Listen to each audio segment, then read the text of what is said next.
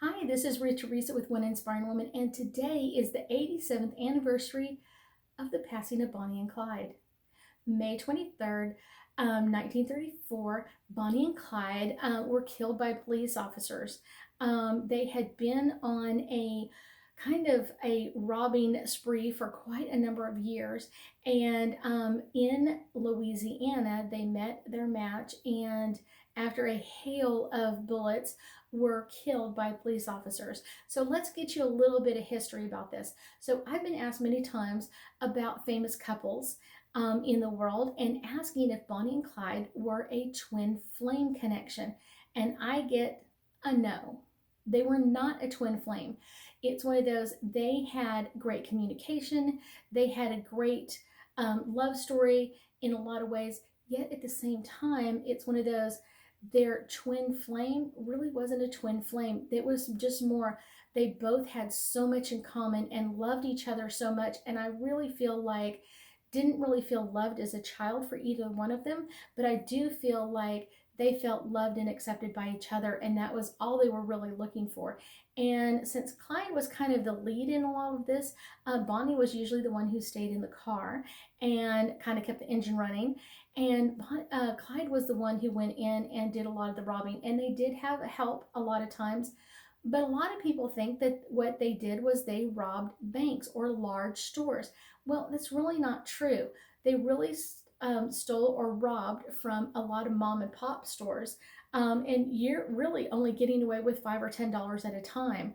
And I have to understand too, this was during the Great Depression. So there really wasn't a lot of money and a lot of desperate people out there. And I think that's one of the reasons why we still talk about them to this day, is that they were very famous because of that. A lot of people wanted to do it, but weren't maybe as bold as Bonnie and Clyde. So one of the things I get is with their energy is they really were looking for love. And I get that Clyde was really looking for acceptance. And when he found that with Bonnie, I think he was just smitten and couldn't let go of her. And Bonnie was the same way. I really do. I get that they really loved each other. It was a great connection that they had with the two of them.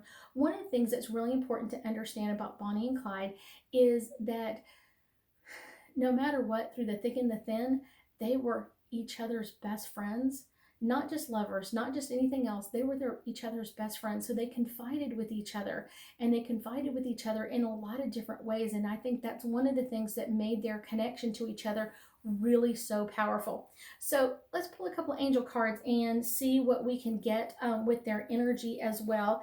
I've asked their energy to join us today, and I can feel them around me. So truth and integrity, that's what I was talking about.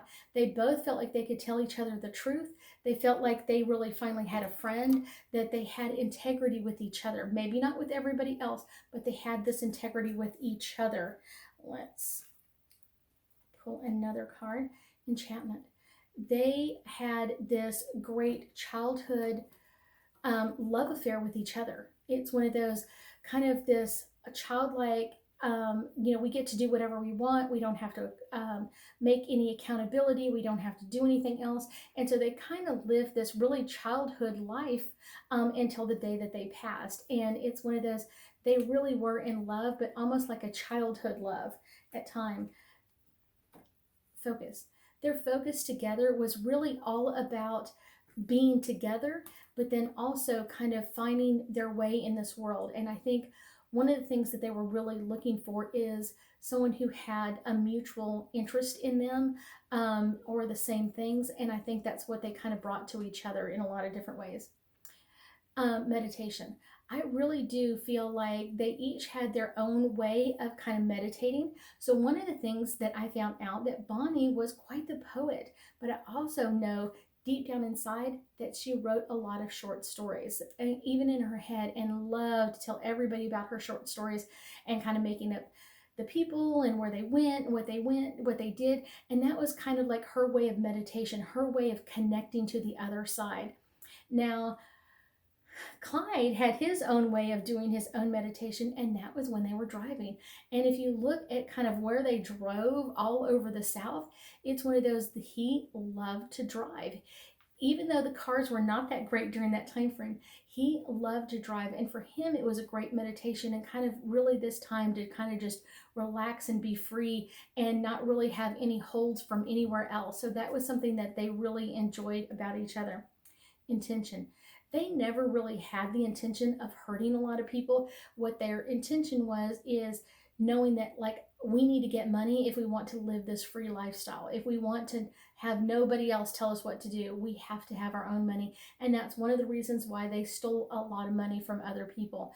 I would tell you that they necessarily did not steal from a lot of big stores. It was a lot of mom and pop stores. And like I said, it was during the Great Depression. So it really did hurt the stores that they stole from. Blessings. They were blessed in a lot of different ways. And one of the reasons why I get blessings with this is that they were blessed to find each other.